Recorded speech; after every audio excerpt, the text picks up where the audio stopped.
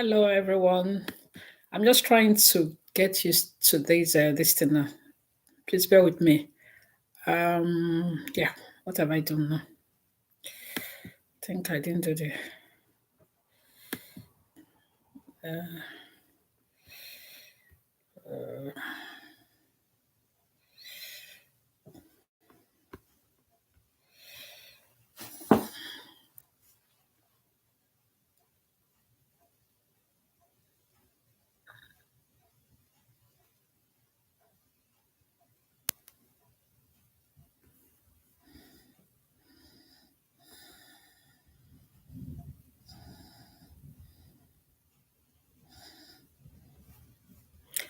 Yeah. Hello, everyone. It's Kate here again. Please subscribe to my YouTube channel. Also, share with your friends and family. In this platform, we talk about a whole lot of things. We talk about the UK immigration law, UK family law, employment law. We kind of give tips as to how, obviously, you can get help without having to spend so much money in case you're not able to access a solicitor. So we help with all those little summary of informations regarding that area. We also talk about family and relationships. Relationship is family is the bedrock of every successful society. So family is very important. It's one of the areas where we really kind of we talk a whole lot. We deal a whole lot about issues that has to do with family on this platform. So again, on this broadcast today, I'm talking basically about discipline when it comes to raising children abroad, especially for African parents in diaspora. One of the major culture shocks about being a parent, an African parent in diaspora, is the culture shock of knowing that you don't have a right to smack your child. You don't have a right to unnecessarily scold the child because it is being interpreted under the law, under the UK law here, as emotional abuse. And rightly so. You also don't have a right to physically abuse the child under the guise that you are disciplining the child, unlike what is obtainable in Africa, where any little thing a child does that the parent doesn't feel that it's right. They actually think that the best way to correct a child or to make a child to be responsible is by kind of physically hitting the child, kicking the child, or calling the child names. So the UK law has a zero, just for your information. If you are just coming into the diaspora, especially with particular reference to the UK, if you're planning to relocate, you have a family, or you're planning to raise a family here in the UK, the law is against you hitting your children. So what you call discipline in Africa is not, it is actually called abuse here in the UK. So just know that you will be breaking the law, and you can actually use that singular action of thinking that you're trying to correct your child. And in doing that, when this action or conduct is brought to the attention of the authorities, i.e., the police or the children's services, that can actually cause a whole lot of problems for your family, your children. Not only that child that is abused, but every other child in that family will be taken away, because it is seen that if you have physically abused one child, it means every other child in that family will be experiencing that level of abuse, so to say. So the law is against parents hitting their children. The law here in the UK is against parents hitting their children. And don't be deceived by saying, because we've had cases where you hear the child saying that the parent actually says to them, whatsoever happens here, indoors here, remains here in the family. you might be getting away with it, but one day something might happen. Either there will be a mark on the child's body, or the child may actually confide in their friend at school, and then the whole thing that you actually think is a secret will leak out, and the police and the social service, they'll come knocking at your door. And rightly so. Now, sometimes I hear a lot of people in Africa give examples saying that abroad, that the children abroad, they call the police on their parents. And they actually say it in a cynical way. So now I'll try to explain that aspect. You see, a lot of the schools, even from primary schools, children are being taught what their rights are. So they teach them what their rights are. They teach them about negligence. They teach them about physical abuse. They teach them about emotional abuse and all of that. The talking about negligence, the statutory age that a parent should actually leave a child unattended to is from the age of 10.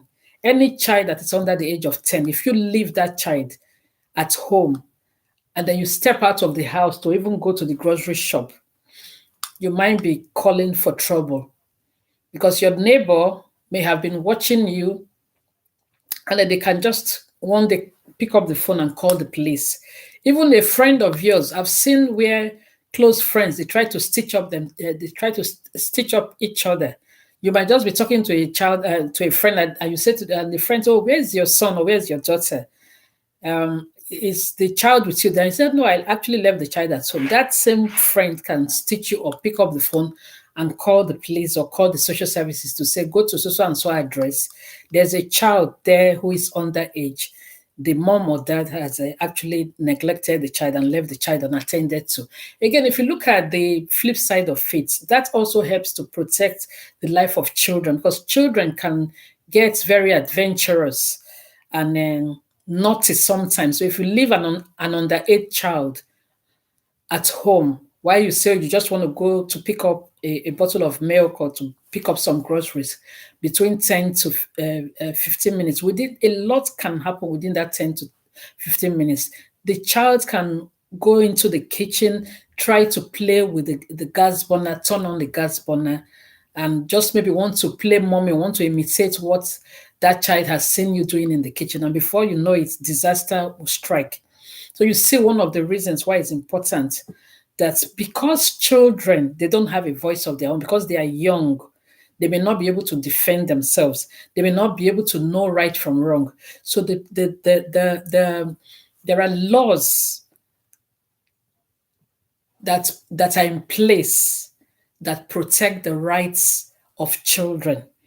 And one thing also we must understand is that that you're a parent of a child actually doesn't give you the right to kill that child. It doesn't give you the right to harm the child, to cause physical pain and emotional pain to the child.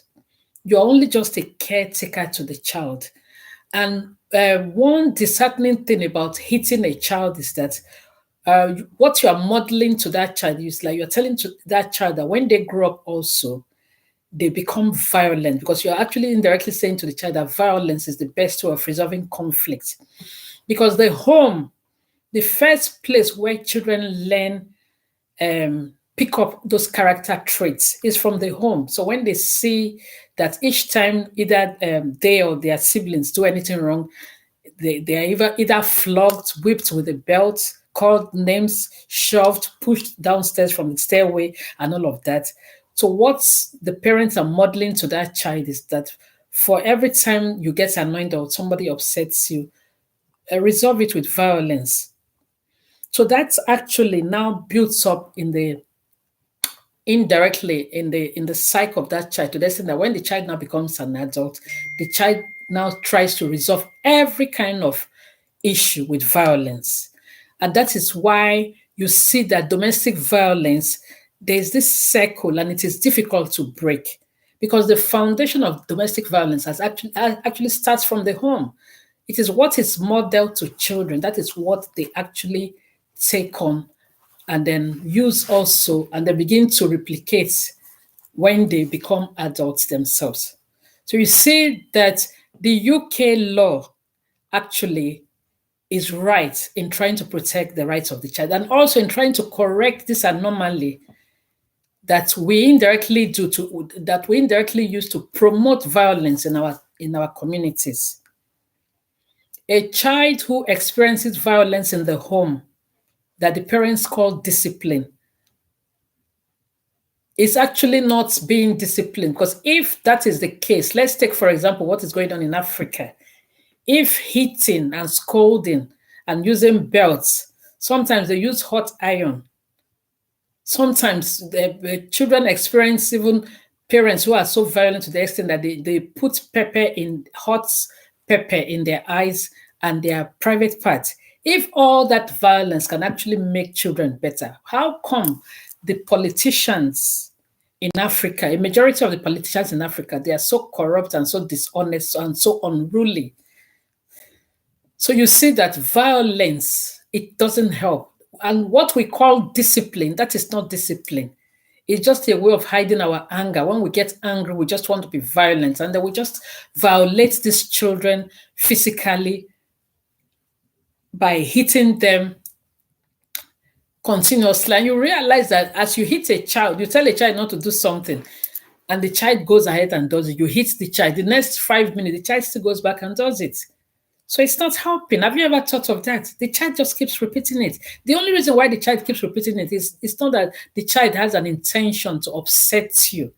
It's because the brain is still young. The brain of the child is still growing. So they tend to be forgetful.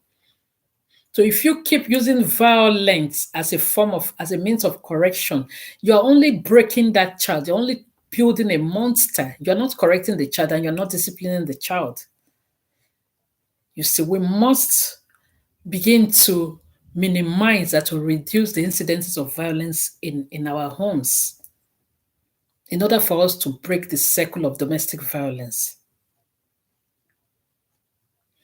So as a parent, whether you are a mom or you are a dad, and you are planning to relocate to the UK or you're already here in the UK, what happens behind closed doors?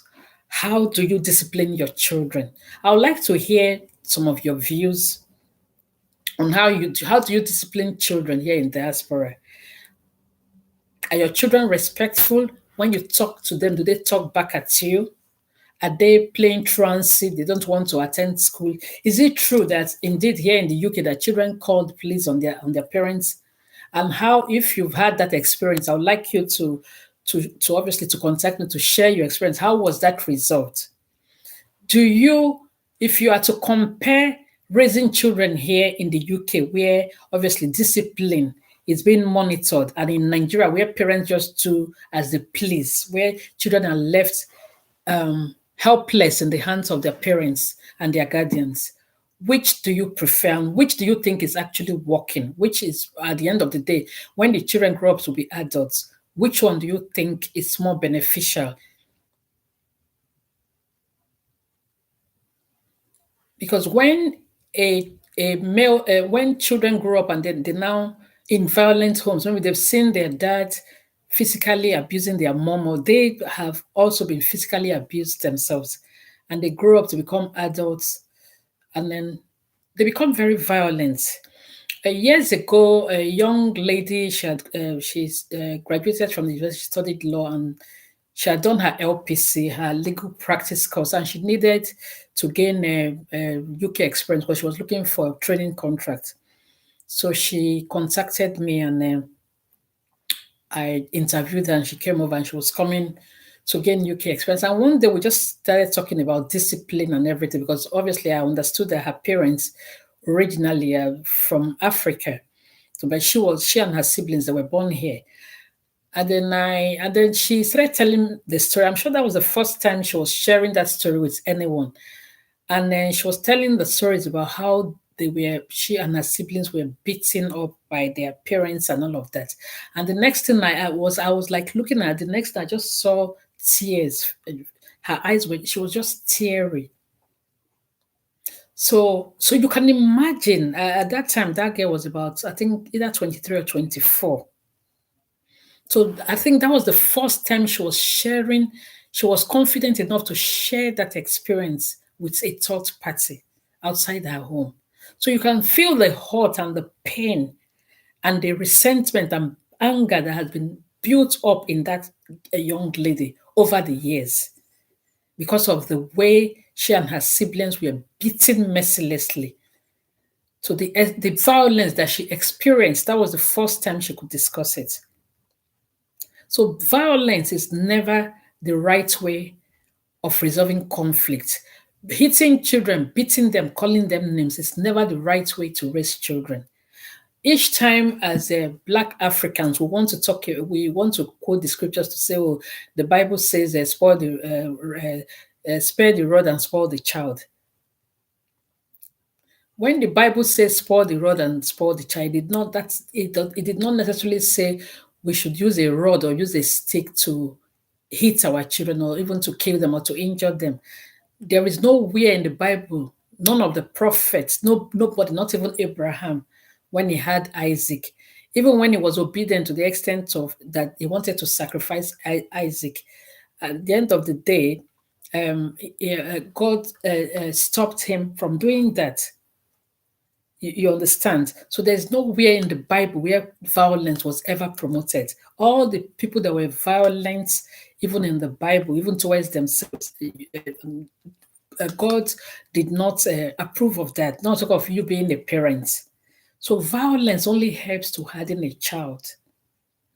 You'll realize that a lot of the African men who are married, a majority of them, when their wives, you want to have a conversation with their wives, and it's okay, their husband hardly express affection because they've been raised in such a way that they are so with in an environment of violence, and they've been told that men don't cry, men don't show their vulnerability. So because of that, they become hardened. And then sometimes when the parents of these men hear that their sons are beating up their wives, and so this is not the son that I raised. Of course, that's the son that you raised, because when the child was growing up, you were beating that child blue black. So you go everywhere in the homes, there's violence on the streets, there's violence in the political platform, there's violence in the religious platform, there's violence everywhere. That's why there's so much violence in the streets. So one thing you must take home from this video is that violence is not the best way of resolving conflict. Now, I know you want to ask me, then what is the best way to, what's the best format or the best technique that one can use as a parent to raise a child? The best way you can raise a child, from my own experience as a mother, I've got 3 children. One is 22. One is going to be 22 this year. The other one is 18, and the little one is 15. From my experience as a parent, the best way to raise children is to love them.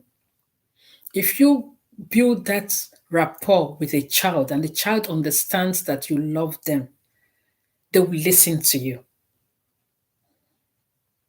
They will teach your children from a young age about how, start from a young age. If you start from a young age, it makes it easier. Start by teaching them how to take care of their rooms, how to tidy up their rooms.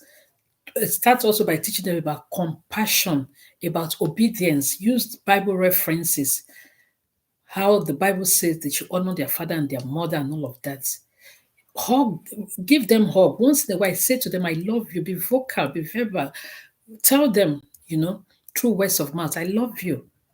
Praise them. There are a lot of African parents, they hardly ever praise their child or serenade their children.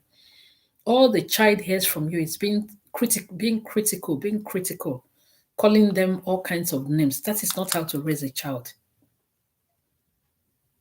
So the moment a child knows that you love them, when you want to you can discipline by taking maybe their toys away, taking their iPad away, but not for so long, for some time. And then when you want to give back the toys or the iPad, you call them down and sit them down and you ask them, do you know the reason why I took your iPad from you? I took your game from you. So what do you say? Teach them how to say, I am sorry. Teach them how to say, how to apologize when they're sorry. Because you are hitting a child, you are beating the child, you are breaking that child, you are creating a monster. You are building up a monster that will become a very violent person tomorrow. That's why when they get married, they beat up their wives.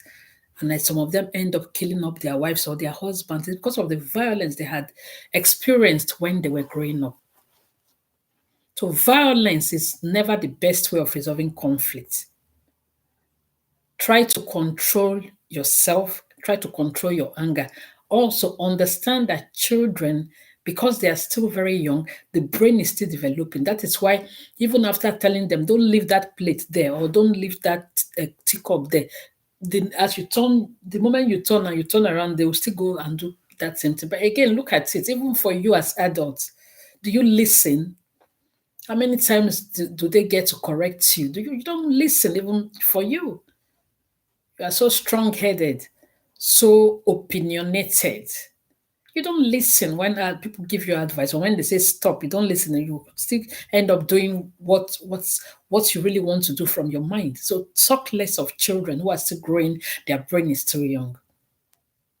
A lot of parents, they've actually used this violence to kind of sever the relationship between them and their children. I've had testimonies of children who decided to completely cut off, sever themselves from their parents because when they now grow up and then realize that they were abused and how it actually affected their self esteem, they decide to completely cut off from their parents. I somehow think that a lot of times why people are easily brainwashed and easily, especially by a lot of these religious leaders who are from Africa, is because the followers, they lack self-esteem and self-worth. They don't know who they are as humans. And this is because of the violence that they have experienced. Their parents have taken all the self-worth from them by word of mouth, running them down, telling them that they will amount to nothing. So they don't have no self-worth. They don't even recognize themselves. They don't value themselves. That is why another human being that doesn't have two heads can come and tell them all kinds of lies about who they are and what they're going to make them, that it's only through them that they can know God. And they believe these humans who now end up exploiting them and taking everything from them. That is why sometimes you see a grown man, he has his double masters. You see a grown woman, she has a doctorate. And then she goes to a religious leader, and the religious leader is telling her lies.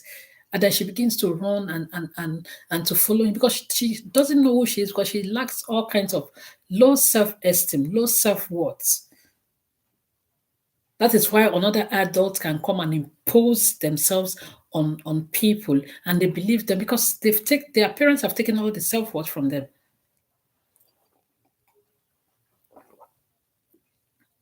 So they need help. They need that, they want to depend on somebody for help. They feel that it's only when they depend on this person that's when they can succeed in life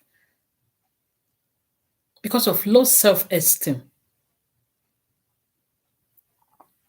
So please, if you are from Africa and you are resident in the UK, it is against the law for you to neglect your children. It is against the law for you to physically hit your children. It is against the law for you to emotionally abuse your children by calling them names, calling them foolish, calling them idiots, telling them all kinds of cynical things about them. That is destroying their self-worth. It is against the law. If that is reported, you could get your whole family into trouble. The thing about children's services is that the moment they visit your family, they are like unwanted visitors. They don't go easily. It can, and when if you are found guilty, it can actually earn you a criminal record. It can cause your children to be taken away from you, and they'll put the children into care. And you know what that means, putting your children into care. When the children are put into care, let's say they took 2 or 3 of your children, they will not take them to one foster carer. They can split the children. So imagine the damage, the emotional damage, and the and the feeling of rejection that you are causing those children just because you think you want to discipline the child by breaking the law. So which is better? Is it for you to abide by the laws of the land, or to have to put your family into trouble? So you have to think about it. Don't hit that child. Don't use whip to hit the child, that there will be evidences of mark on the child. Don't hit that child. Don't wear your young children wet clothes to go to school, because the teachers too, they work hand in hand with the children's services. So when they see that a child is not being taken care of, the child is wearing wet clothes or rough clothes, or or the child is not is lacking in confidence, maybe feeling sleepy or something, they will know that something is going on in the home. So they will now start investigating. Or say the child was doing very well in school, in their schoolwork, and suddenly they now started their grades now started dropping. The teachers also, obviously, they take an interest in that and start asking questions to know what is going on the home front. So protect your home through your actions. Don't do things that will get your family into trouble. Don't do things that will bring in the social services. And also, if you are a social worker and you are listening to this video, please, your role as a social worker is a wonderful role, because obviously you are helping to safeguard children, and obviously to protect them from neglect and from all kinds of abuse. But in doing that, don't exploit the situation by making up stories that are non-existent in order to put a whole family into trouble. So when you are working, work with your conscience, be ethical. Don't make up stories because you want to build up a case, to give your manager a case, to make it look like you have a good case, so that your manager can promote you or whatever, because you feel that you want to go to the highest cadre of your career. Remember, the best place where a child should be raised is in the home where they have both parents. So if there are instances where the family needs support, maybe they need accommodation, or maybe they are homeless, or maybe they are squatting, I think it would be best for you to interview them to know anywhere you can signpost them to where they can seek help, maybe to get the homeless units or the local authority where they can seek help to get accommodation. Or if they are unemployed, if there are places, I know there are organizations in the UK who can help families to give them some groceries and all of that. So obviously to help them, and even to help them with clothing. There are charity organizations who can help children with suitable clothing to keep them warm. And also, if the parents are lacking and they are not able to provide all of that, you can signpost them to these organizations to help them. Your role in being assigned to a family is not to look for the worst so that the children will be taken away from them. Your role also is not to go into that family and start trying to incite the children against their parents, or to incite the woman against her husband by asking her, oh, does your husband abuse you? Are you experiencing abuse? It's like trying to mislead the children and also their mothers into believing that if they tell lies, you are going to help them. But most times we all know that you end up actually not helping them. You only end up putting the whole family into problems and separating the whole family, putting the children into care, and the children end up being sexually abused. So at the end of the day, it's a lose-lose situation. So if you're a social worker, especially if you are from Africa, you understand your role. As much as you are enthusiastic about or overzealous about doing your work, please do your work ethically. Don't make up stories or give untrue reports to your manager so that a family can be in trouble. You understand? Try as much as possible to do the right thing. Don't make children lie against their parents.